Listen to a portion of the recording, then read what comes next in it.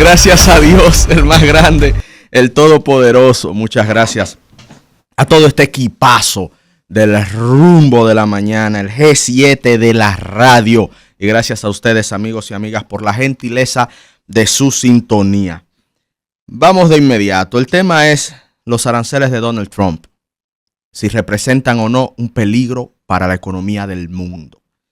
Esa es la pregunta. Y lo haré de la manera más objetiva posible. Porque yo sé que el presidente Trump polariza bastante por su forma, por su discurso, por su impronta. Realmente hay Trump lovers en el mundo y es su derecho. Hay fanáticos del presidente Trump que no importa lo que él haga, van a estar a favor de sus medidas. Y hay también Trump haters, enemigos del presidente Trump, que no importa lo que él haga, van a estar en contra de sus acciones. En mi caso en particular, no tengo ni una afección marcada hacia él, ni una desafección en su contra. Puedo y creo que tengo la capacidad de mantenerme en el centro. Y estas medidas quiero empezar a analizarlas partiendo de un axioma. Un axioma es una verdad que no necesariamente está demostrada, pero que se asume como cierta. Y es el axioma que impuso David Ricardo, padre o uno de los padres de la economía liberal. Y es el siguiente: el comercio internacional es una fuerza que motoriza riquezas en el mundo. Y allí donde entra el comercio, sale la guerra. Y allí donde sale el comercio, entran los conflictos. El panorama internacional venía marcado por una hegemonía global de los Estados Unidos de América que, usando dicha hegemonía, impuso paradigmas de comercio que iban hacia la apertura internacional de las barreras y de las fronteras comerciales entre los países.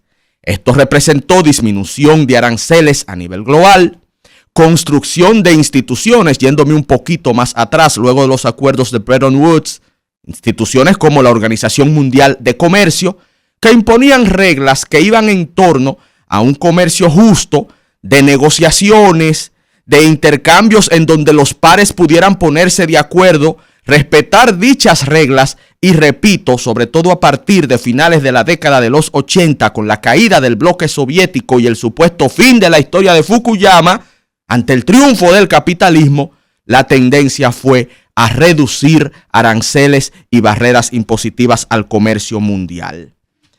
Para nadie es un secreto que en esas décadas, sobre todo las últimas 5 décadas de hegemonía estadounidense, la humanidad ha vivido sus mejores tiempos de toda la historia como raza que existe sobre la Tierra.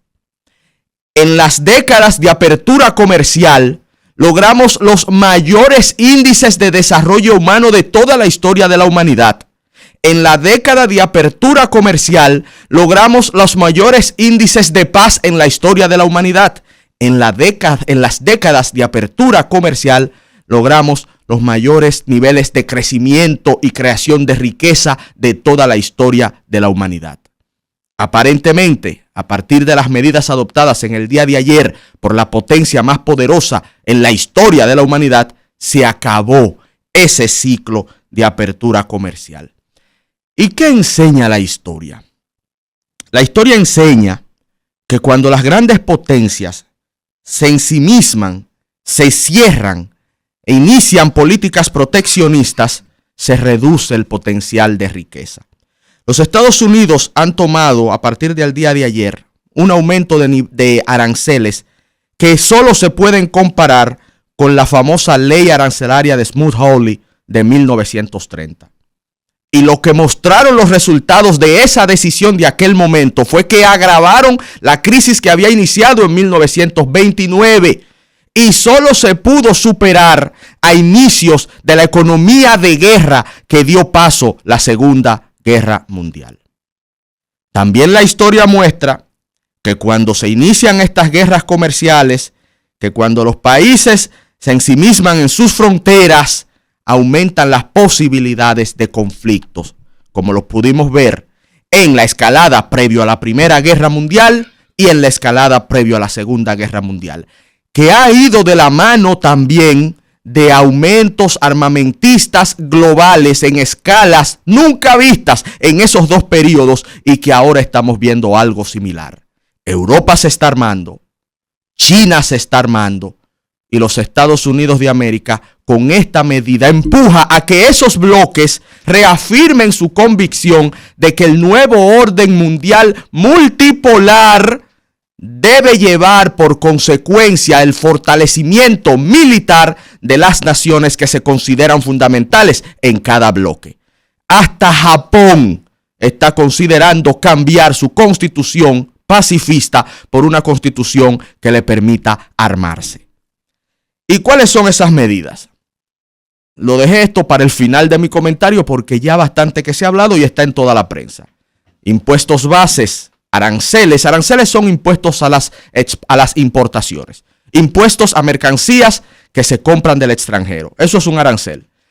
Impuestos bases de un 10%. Aranceles bases de un 10%. La República Dominicana cae en ese renglón fundamental, empezando los aranceles. Pero también a otras naciones como China, un 34%, adicional al 20% que ya tiene, 54% general de aranceles de productos chinos hacia Estados Unidos.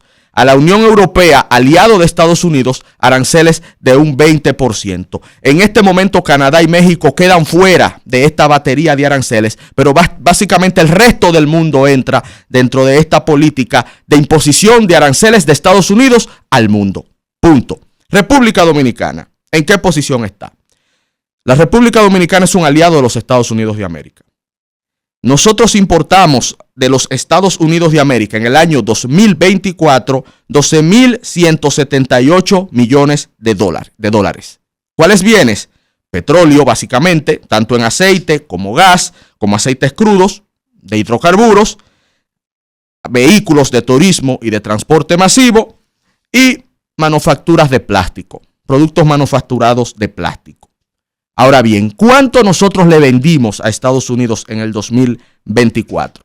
Le vendimos 6.915 millones de dólares.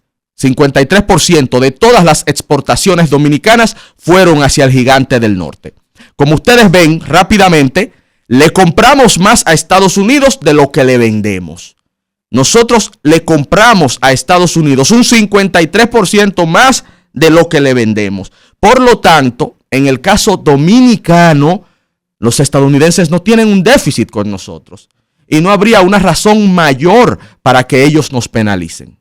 Y voy culminando. Es un tema muy complejo y quizás por eso me tomé un poquito más de tiempo. El asunto viene con el impacto. A nivel mundial, los aranceles tienden a ser inflacionarios. ¿Por qué? Porque el producto que se compra va a llegar más caro. ¿Cuál es la lógica? Bueno, que vamos a relocalizar empresas y incentivar el trabajo interno de la nación. Pero entonces los demás países también pudieran tomar medidas represalias parecidas, que entonces generaría un círculo no necesariamente virtuoso de proteccionismo internacional. Repito, yendo en contra de la misma dinámica que los Estados Unidos han ido promoviendo y que generó décadas de avances y de riqueza a nivel mundial. La República Dominicana debe tomar medidas a raíz de esto. Contra Estados Unidos, imposible, pero sí para proteger la industria local y analizar aquellas posibilidades de desarrollo, porque estamos en la escala más baja de aranceles y nuestros competidores pudieran sufrir escalas mayores, lo que también generaría oportunidades de nosotros acceder de forma preferencial al mercado estadounidense y también aprovechar esas buenas relaciones que tienen nuestros gobiernos y nuestros pueblos para de forma bilateral ver cómo ir puntualizando algunas industrias específicas que deben y creo que pueden ser protegidas dentro del marco de acuerdos bilaterales. Seguiremos analizando este tema. Es mucha la soga que se puede cortar, pero lo que sí es cierto es que Donald Trump con los aranceles acaba de cambiar el juego mundial y las repercusiones las iremos viendo a lo largo del tiempo.